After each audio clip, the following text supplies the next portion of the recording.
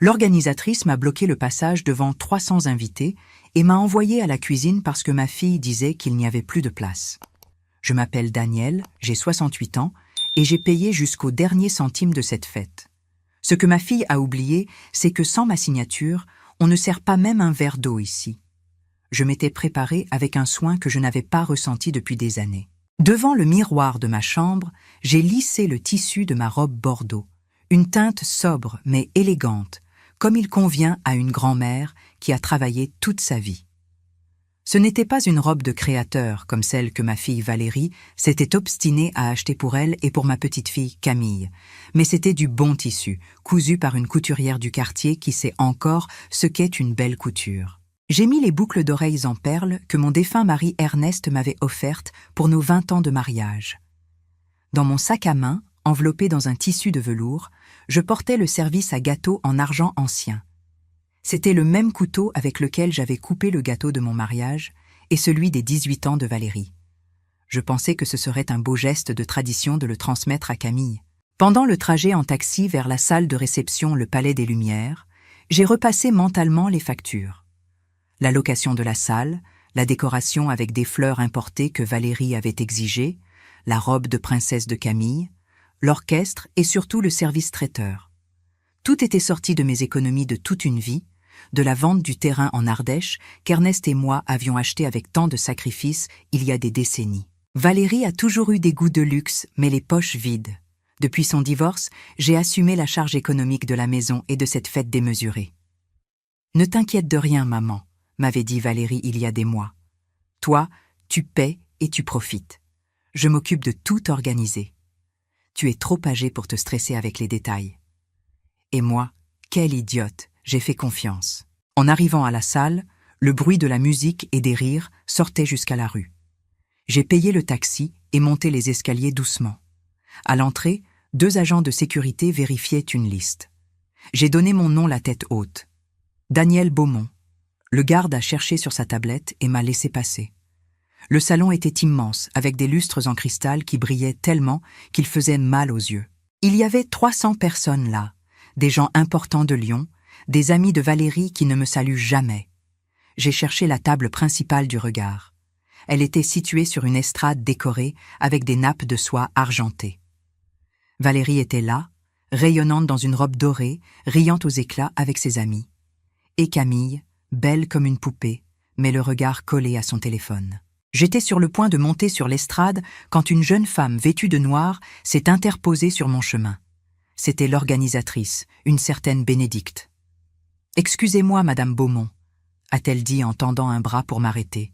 « Je suis désolée, mais vous ne pouvez pas monter. Madame Valérie m'a donné des instructions précises. La table familiale est pleine. Vous seriez plus à l'aise à l'arrière, dans la cuisine. » Valérie m'a vue. Nos regards se sont croisés. Au lieu de descendre me défendre, elle a détourné les yeux. J'ai senti une douleur aiguë dans la poitrine. Ma propre fille me traitait comme une intruse dans la fête que je payais. J'ai respiré profondément et j'ai souri. C'était un sourire de celle qui connaît la fin d'une histoire que personne d'autre n'a encore comprise. Mais avant de continuer, vérifiez si vous êtes déjà abonné à la chaîne et dites-nous en commentaire de quelle ville ou pays vous nous regardez. Nous aimons beaucoup savoir jusqu'où nos histoires voyagent. J'ai fait demi-tour avec une dignité qui a semblé surprendre Bénédicte. Je n'ai pas marché vers la cuisine comme une employée réprimandée. J'ai marché vers la sortie latérale, un couloir discret utilisé par les fournisseurs. Pendant que je m'éloignais, j'ai senti les regards dans mon dos. Ils pensaient sûrement, pauvre dame, quelle tristesse. Ils ne savaient pas que la tristesse s'était évaporée, remplacée par une clarté froide et absolue. J'ai regardé les serveurs qui circulaient avec les plateaux de canapé. J'ai reconnu les uniformes, des gilets noirs avec un bord argenté, le laurier d'or. Mon cœur a fait un bond. Je connaissais cette entreprise. J'avais été la mentor du propriétaire, Robert, quand il n'était qu'un jeune homme qui lavait la vaisselle dans ma cuisine il y a 20 ans. Quand je me suis retirée, je lui ai passé beaucoup de mes clients. J'ai sorti mon téléphone de mon sac. Mes doigts, qui tremblaient quelques minutes avant à cause de l'arthrite et des nerfs, tapaient maintenant avec précision. J'ai cherché dans mes contacts. Robert. J'ai appelé. « Robert, C'est Daniel Beaumont, ai-je dit d'une voix ferme. Il y a eu un silence, suivi immédiatement par un changement de ton. Madame Beaumont, que se passe-t-il? Mes employés servent à la fête de votre petite fille en ce moment même. Robert, écoute-moi bien. J'ai besoin que tu vérifies quelque chose dans ton système maintenant. Le contrat de l'événement d'aujourd'hui, les 18 ans de Camille au Palais des Lumières. Qui figure comme titulaire du contrat? C'est vous, Madame Beaumont. La facture est à votre nom. Le dépôt est venu de votre compte. Votre fille Valérie figure seulement comme contact de coordination, mais légalement, le service est pour vous.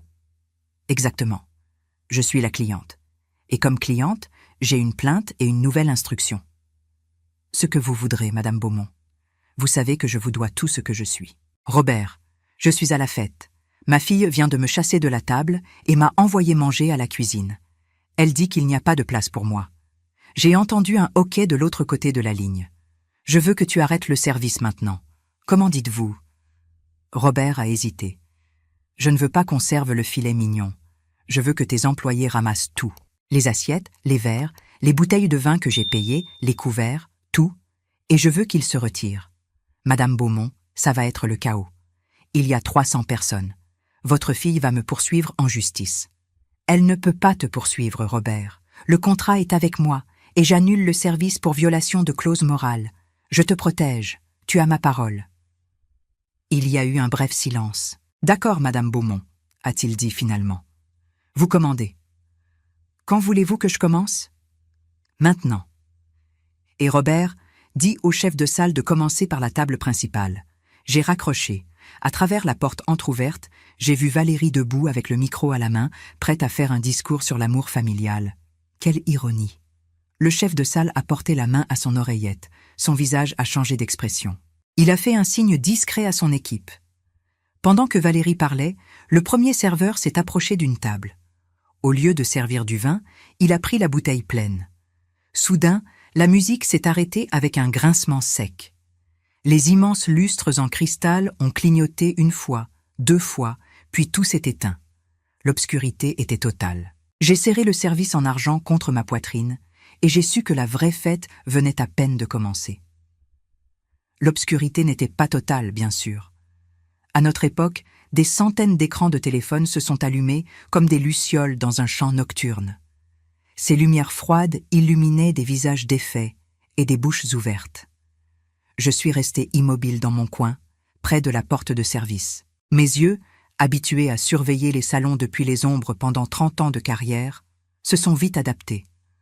Je ne ressentais pas de peur, au contraire. Je ressentais un calme étrange et solide. J'ai poussé la porte battante pour entrer dans la zone de la cuisine.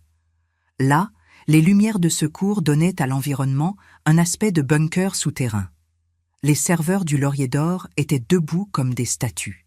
En me voyant entrer, ils ne m'ont pas regardé comme la grand-mère rejetée de la fête. Ils m'ont regardé comme des soldats attendant la confirmation de leur général. Voilà ma ressource cachée. Ce n'était pas l'argent, bien que j'ai payé la fête. Mon véritable atout était la loyauté et l'autorité professionnelle. Quelque chose que ma fille ne comprendrait jamais parce qu'elle n'a jamais travaillé un seul jour réel de sa vie. Elle croyait que le pouvoir venait de crier sur les employés. Moi, je savais que le pouvoir venait de connaître leur nom. J'ai marché vers la table centrale en acier inoxydable. Mathieu, le chef de cuisine, s'est approché. Un homme robuste avec de vieilles brûlures sur les avant-bras, des marques de guerre de notre métier. « Bonsoir, Mathieu », ai-je répondu naturellement. « Robert vous a communiqué l'ordre ?»« Oui, madame. » Retrait immédiat. Mais Mathieu a regardé vers les portes. « On s'en va vraiment ? On a 300 plats prêts. C'est beaucoup de nourriture, madame. C'est du gaspillage. Ça ne sera pas gaspillé, Mathieu. Emballez tout dans les conteneurs thermiques. La maison de retraite Saint-Vincent-de-Paul sera ravie de recevoir un dîner de luxe ce soir. » Les yeux de Mathieu ont brillé. Il se souvenait que je disais toujours que la nourriture est sacrée et ne se jette pas. « Compris, madame Beaumont. »« Les gars !» a-t-il crié en applaudissant une fois avec force. « Vous avez entendu la patronne ? Ramassez tout !» La porte de la cuisine s'est ouverte violemment. Bénédicte est entrée. Elle transpirait, le maquillage coulait. Ses yeux m'ont trouvé. « Vous !» a-t-elle crié en me pointant du doigt. « Qu'avez-vous fait ? Dites-leur d'arrêter. » Je me suis redressé de toute ma hauteur. Bonsoir encore, Bénédicte, ai-je dit avec une tranquillité qui l'a déstabilisée. Je vois que tu as trouvé le chemin de la cuisine. Tu viens me tenir compagnie? Selon ma fille, c'est l'endroit approprié pour les personnes en trop. Arrêtez vos jeux, a-t-elle crié. Madame Valérie est hystérique. Tu as raison, Bénédicte, il y a un contrat. J'ai avancé vers elle. Clause 14, paragraphe B. Le client titulaire se réserve le droit d'annuler le service à tout moment s'il considère que les conditions de l'événement portent atteinte à son intégrité morale. L'humiliation publique est une atteinte à l'intégrité, ma chère. Mais les invités, l'image de Valérie. L'image de Valérie est le problème de Valérie, ai-je dit. Toi, tu es l'organisatrice. Organise. Tu as 300 personnes dans le noir et sans nourriture. Je te suggère de chercher des pizzas et des bougies. Beaucoup de bougies. Un fracas depuis le salon l'a interrompu. Bénédicte est partie en courant. Je me suis tournée vers Mathieu. Laisse-moi une table dressée ici, au centre de la cuisine. Une table avec la plus belle nappe en lin, un candélabre en argent avec 3 bougies et un seul service complet. Pour moi, si ma fille voulait que je sois dans la cuisine, j'y serais, mais présidant mon propre banquet au milieu du désastre qu'elle avait provoqué. Les serveurs sont sortis par la porte arrière, emportant les dernières caisses. Le bruit du moteur du camion a démarré dehors, puis s'est éloigné. Je suis restée seule dans la cuisine, sauf pour le bourdonnement des réfrigérateurs et le murmure croissant de panique qui venait du salon principal. Je me suis assise à la table solitaire. J'ai sorti le service à gâteau de mon sac et je l'ai placé sur la nappe immaculée, brillant à la lumière des bougies. Il ressemblait à une épée au repos. L'électricité du salon ne reviendrait pas toute seule. Je savais où se trouvait le panneau de contrôle général. Il était dans une pièce technique accessible précisément depuis la cuisine. Je connaissais ce type d'installation par mes 30 ans de métier dans la restauration. La porte technique n'était pas verrouillée. J'ai entendu des pas pressés et des talons frappant le sol, s'approchant des portes battantes. C'étaient des pas furieux. Maman, le cri de Valérie s'est fait entendre. « Je sais que tu es là !» La porte s'est ouverte, mais Valérie n'est pas entrée seule. La lumière des lampes de plusieurs téléphones a illuminé l'entrée. Derrière ma fille, j'ai vu des visages connus. Il y avait le beau-père de Valérie, un homme pompeux qui m'a toujours regardé de haut. Il y avait la mère de la meilleure amie de Camille, Patricia. Et Camille, ma petite fille, le maquillage coulé par les larmes. Tous se sont arrêtés net devant la scène. Ils s'attendaient à trouver une vieille dame pleurant dans un coin. À la place, ils ont trouvé une cuisine vide et silencieuse. Et au centre, illuminée par la lumière spectrale de 3 bougies hautes, il y avait moi, assise le dos droit, régnant sur le néant. Valérie haletait. Sa robe dorée ressemblait maintenant à un déguisement bon marché sous la lumière crue des lampes. « Maman !» a-t-elle dit, et sa voix a vacillé. « Que signifie tout cela? Où est la nourriture? Pourquoi les serveurs sont-ils partis? Mes invités ont faim. » Je l'ai regardé dans les yeux, non pas avec haine, mais avec une déception profonde et tranquille. La table familiale était pleine. « Ma fille », ai-je dit doucement. Alors j'ai renvoyé le service. Je ne voulais pas que quelqu'un d'autre détonne avec ton esthétique. Camille pleurait en silence. « Mamie, s'il te plaît », a-t-elle gémi. Mes amis s'en vont. Tout est dans le noir. C'est ma fête. C'est ta fête, Camille, ai-je acquiescé. Et je regrette que ça se termine ainsi, mais il y a des leçons qu'on n'apprend pas à l'école ni sur TikTok. On les apprend dans la vie. Je me suis levée lentement. J'ai marché vers la petite porte grise au fond de la cuisine. Je l'ai ouverte. Là se trouvaient les interrupteurs. « Je vais allumer les lumières », ai-je annoncé sans regarder en arrière, pour que tout le monde puisse bien voir comment ramasser ses affaires et partir. Et pour que toi, Valérie, tu puisses voir le visage de chacun des invités que tu as déçus par ton orgueil. J'ai abaissé le levier d'un coup sec. La lumière artificielle a inondé la cuisine. On a entendu un haut collectif depuis le salon quand les lustres en cristal se sont rallumés. Monsieur Carpentier, le propriétaire de la salle, est venu vers moi avec respect. « Madame Beaumont », a-t-il dit, « je voulais confirmer si vous souhaitez maintenir la location jusqu'à 2 heures du matin. » Valérie a ouvert la bouche, mais aucun son n'est sorti. « La salle reste ouverte, monsieur Carpentier », ai-je répondu calmement. « J'ai payé pour l'espace. Qu'il n'y ait pas de nourriture ne signifie pas qu'il n'y a pas de fête, n'est-ce pas ?» Valérie courait d'un côté à l'autre avec le téléphone collé à l'oreille. Elle essayait de commander de la nourriture rapide, des pizzas, n'importe quoi, mais je savais quelque chose qu'elle avait oublié dans son hystérie. C'était un samedi soir à 22 heures. Commander de la nourriture pour 300 personnes sans préavis était impossible. Et encore plus impossible si tu n'as pas de quoi payer. Valérie est venue vers moi encore une fois. Cette fois, elle n'apportait pas de fureur, elle apportait de la panique. « Maman, s'il te plaît » a-t-elle supplié. « J'ai trouvé un service de pizza qui peut venir dans 1 heure, mais j'ai besoin de la carte, celle qu'on a utilisée pour la compte. » Je l'ai regardée avec un sourcil levé. « Ta carte de crédit est à la limite, Valérie. Tu le sais bien. Avec la robe de Camille et les arrangements floraux. Maman, ne me fais pas ça. Prête-moi la carte. Je te rembourserai. »« Non, » ai-je dit simplement. « Comment ça, non? C'est la fête de ta petite fille. Tu es en train de la gâcher à elle, pas à moi. La fête de ma petite fille s'est gâchée au moment où tu as permis à cette femme de me bloquer le passage. Camille a 18 ans, Valérie. Elle est assez grande pour comprendre que si sa mère mord la main qui la nourrit, elle finira par avoir faim. » Un homme avec un dossier s'est approché de Valérie. C'était le représentant du syndicat des musiciens. Le paiement final de 50% devait être fait en espèces ou par virement confirmé avant que l'orchestre principal ne monte sur scène. J'avais l'enveloppe avec l'argent dans mon sac. Valérie le savait. Le représentant a fait un signe au DJ. La musique s'est arrêtée. Un autre silence, cette fois plus gênant. Valérie m'a cherché du regard parmi la foule. Elle savait que j'avais l'argent. Elle savait que je pouvais sauver le bal. « L'argent de l'orchestre », a-t-elle dit en arrivant à ma table, tendant la main avec la paume ouverte comme une enfant exigeant son argent de poche. « Donne-le-moi. Je n'ai aucune idée de ce dont tu parles. » ai-je menti avec une sérénité qui l'a rendue folle. « Tu mens. » Valérie a essayé d'attraper mon sac. C'était une erreur fatale. Au moment où sa main a touché la bandoulière de mon sac, j'ai réagi en écartant le sac. Le mouvement brusque a fait perdre l'équilibre à Valérie avec ses talons trop hauts. Elle a trébuché et est tombée à genoux par terre, s'accrochant à la nappe de la table pour ne pas s'étaler. La nappe a glissé. Des verres d'eau, des centres de table en cristal et des couverts sont tombés sur elle. La salle entière s'est levée. Valérie est restée là par terre, mouillée, entourée de cristaux brisés et de fleurs éparpillées. C'était l'image vivante de la défaite. « Relève-toi, Valérie », lui ai-je dit. « Tu te ridiculises, et cette fois, je ne vais pas te nettoyer les genoux. » Elle s'est relevée en tremblant, aidée par Camille. « Partons », a dit Valérie. « C'est un cauchemar. » « Partir ?» ai-je demandé. « Mais il manque le plus important, ma fille.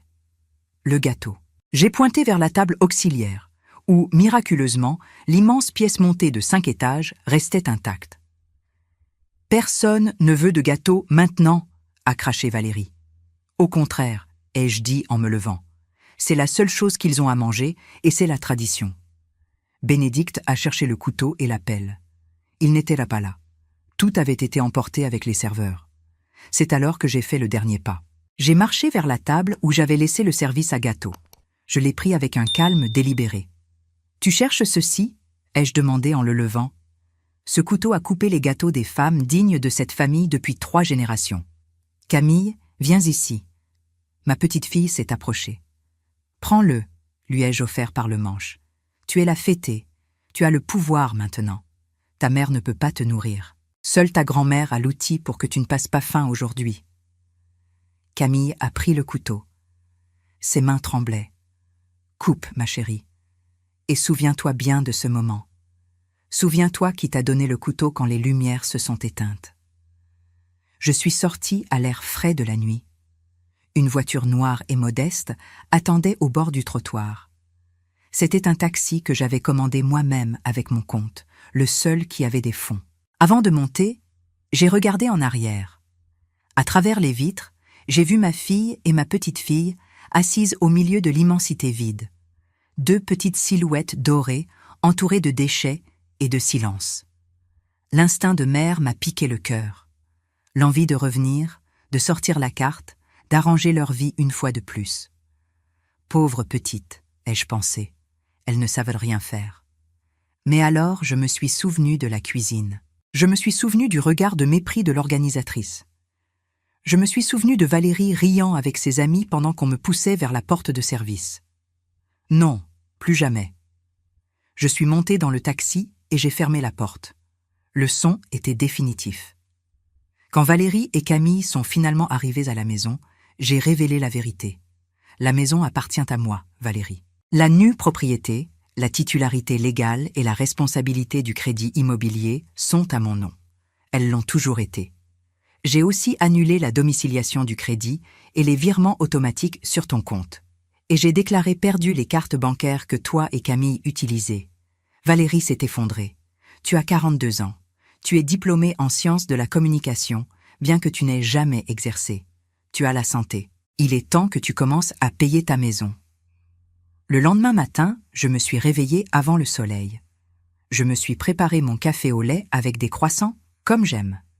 J'ai tout servi dans mon assiette préférée de faïence de Quimper. Je me suis assise à la tête de la table de la salle à manger. Valérie est descendue en espérant être servie. « Et mon petit déjeuner ?» a-t-elle demandé. « Au réfrigérateur », ai-je répondu tranquillement. « Il y a des œufs, du jambon. Le gaz fonctionne. Tu ne vas pas me servir ? » « Non. La cuisine est ouverte, mais le service de restaurant est annulé définitivement. Je suis allée à la maison de retraite Saint-Vincent-de-Paul. Quand j'ai passé le portail, sœur Lucie est venue à ma rencontre les bras ouverts. Les résidents ont applaudi en me voyant. « Là-bas, notre présence est une madone », a crié l'un d'eux. Monsieur Anselme m'a dit que le filet mignon était si tendre qu'il n'avait pas eu besoin de son dentier. Madame Marthe m'a dit que les serveurs avaient été des gentlemen. « Vous nous avez donné de la dignité, Madame Beaumont », m'a dit sœur Lucie. Parfois, la société oublie que les vieux aussi ont du palais et envie de fêter. En rentrant à la maison, j'ai trouvé Valérie assise par terre, entourée de sacs de marque et de chaussures de créateurs. Elle leur prenait des photos. « Je dois payer le service de pizza », a-t-elle dit d'une voix rauque. « Je vends le sac Vuitton. »« C'est un bon début », ai-je dit. Camille était dans la cuisine avec les gants en caoutchouc jaune, lavant la vaisselle maladroitement. « Mamie, je ne savais pas comment allumer le lave-vaisselle, alors j'ai utilisé l'éponge. » Je me suis approchée. « Doucement, Camille, comme ça tu vas le casser. Fais-le avec tendresse, comme si tu baignais un bébé. » Je lui ai montré comment savonner, rincer, égoutter. Une leçon de 5 minutes plus précieuse que toutes ces années de lycée privé. Je me suis assise dans mon fauteuil préféré du jardin. Mes rosiers avaient besoin d'être taillés. Un bon jardinier sait que la taille est nécessaire. Il est douloureux de couper ce qu'on aime, mais c'est la seule façon pour que ça fleurisse avec force la saison prochaine.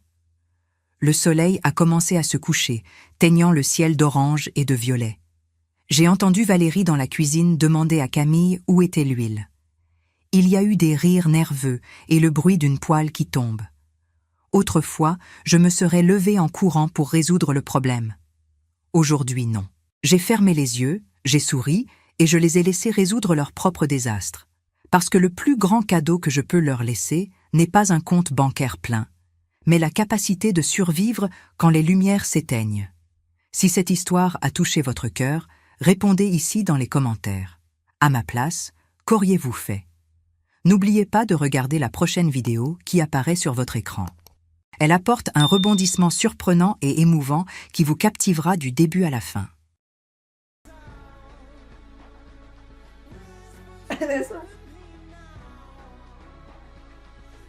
Okay, I feel it says.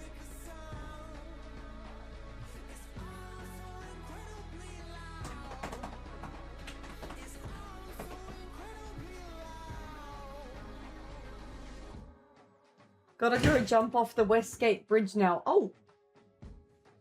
And least dramatic response in Pendog's chat, by the way. Pop the fuck off. No, you lost your right to speak. Can't believe you said I look like I'm giving grandma today. God. Who gives these men the right? So, man, let me just add to the aesthetic while I'm fucking at it, huh? It's just like, you know what? No. I refuse.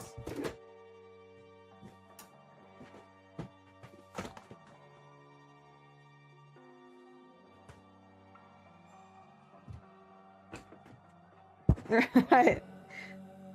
No, now you can speak less. You guys should hear the sound of this fucking leather jacket. Okay, I'm not gonna lie, it's like my favorite jacket I own ever. It's like the most perfectly fitted, thrifted leather. Okay, I'm really not selling it right now, guys. Okay. I got it, me and my track pants. Okay, it's like the perfect length. And when I wear my boots and a little skirt,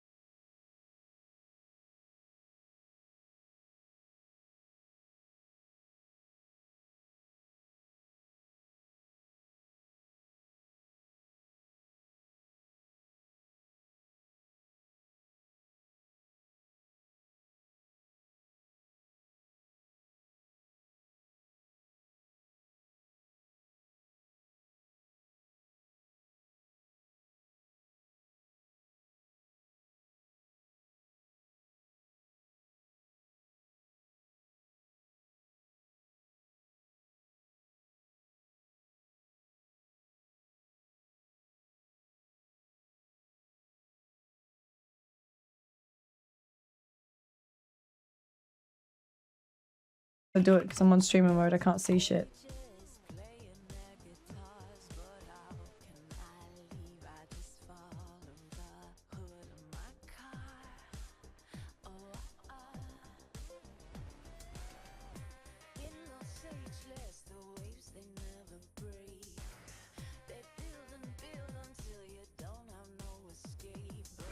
My man.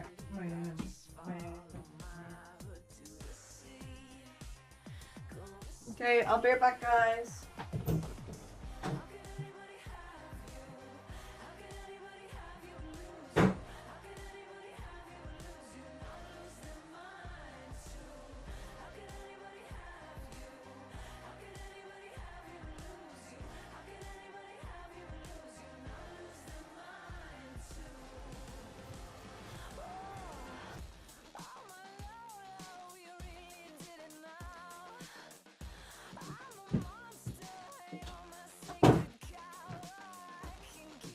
Alright.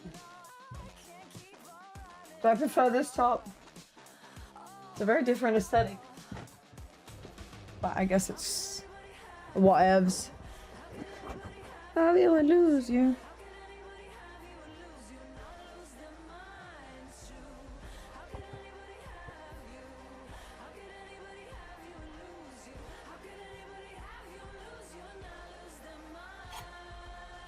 Guys, I woke up today and I have... Can you see it? There's like a lump here. And I'm like... Did we change shirts? We did, yeah. Petty's outfits are always fine. That's crazy that you say that because on stream I literally always dress like shit.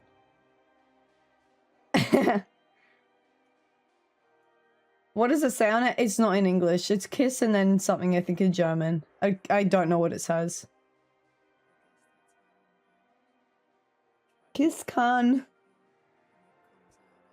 dich kühlen. Join girly. Bella's username I think is like Bambi something.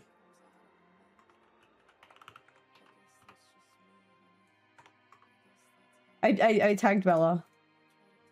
It probably means something really, really weird. No, it's like... I think it's a cute thing that it says on it, but I don't remember. Someone translated it for me at one point, but... I don't remember what it says.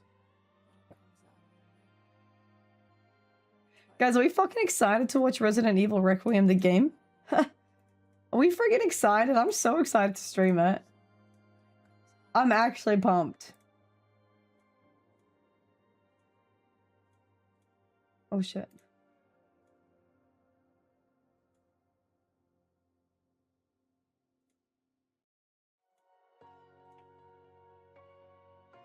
Show shirt. I translate. Kiss can feel you. A kiss can feel you. Yeah. I'm assuming it's one of those things where like it doesn't translate well. Good evening, y'all. Hey, Pookie. Hold on. How are you doing?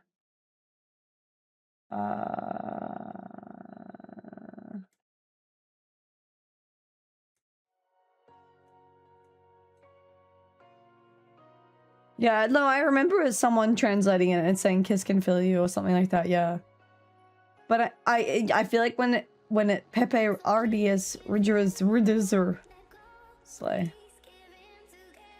I feel like there's always like translation errors when it's from languages to languages. Just supporting it. Hey! Well, I'm an alright streamer. I'm just a chill dude, just like chilling and doodling and stuff. I'm about to play some Resident Evil Requiem. It's technically my first Resident Evil game that I've personally played. I've only watched them. Penny ain't random, bro. Okay, little bro. I'm not random.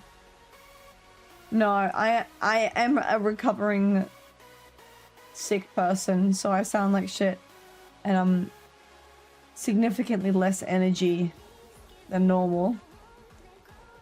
But that doesn't stop from the vibes being up. I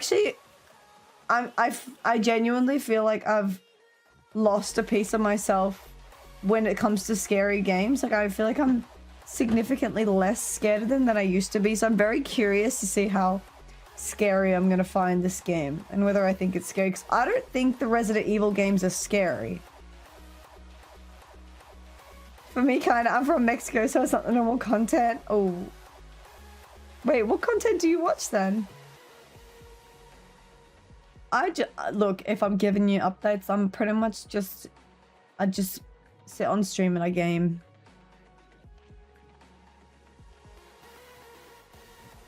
I'm just a filthy gamer.